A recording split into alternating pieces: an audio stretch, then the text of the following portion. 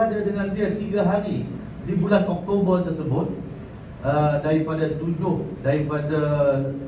sampai 13 Oktober saya bersama dengan dia, duduk sebilik di hotel saya bersama. Dia tak cerita langsung tentang mimpi dia, dia tak cerita pun langsung tentang pengalaman dia di Syria.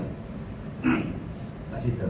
Kawan-kawan dia menceritakan bahawa pada satu malam, pagi-pagi itu dia dah cerita. Malam itu dia bermimpi, dia cerita, Alhamdulillah, Allah Ta'ala telah beri hadiah kepada aku. Aku telah melihat bidadariku menungguku di syurga. Aku dah tak ada lagi lah nafsu untuk hidup di dunia ini. Lebih kurang itulah. Dia dah lihat dah hadiah yang menunggu dia.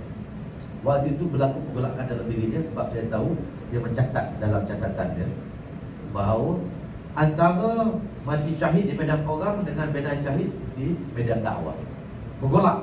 Ilmu dia tak habis lagi, tapi dia rasa bidadari dah menunggu. Ya, nak dapat bidadari ni mana kena mati sekarang.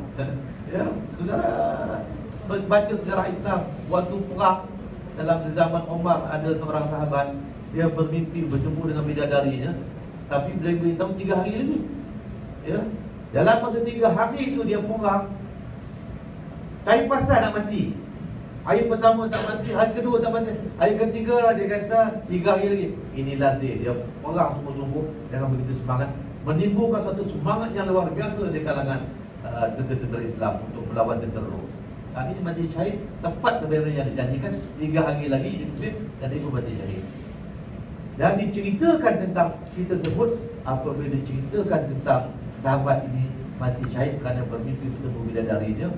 Selepas itu besoknya semua tentera Islam, jeneral tak sempat bagi komand, dah berperang ke depan.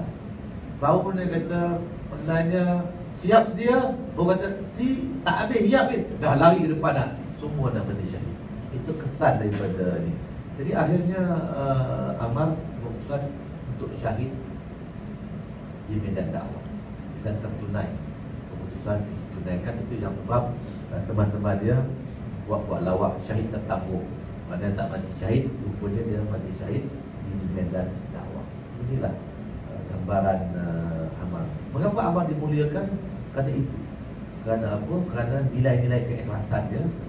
Yang kedua, kerana nilai-nilai bersungguh-sungguh.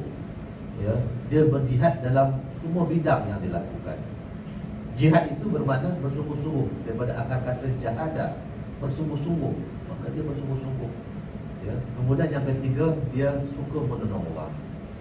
Maknanya menolong orang daripada angkat gusi, basuh pinggan, angkat beg orang tua, angkat beg orang muda, apa pun dia suka menolong orang. Ini antara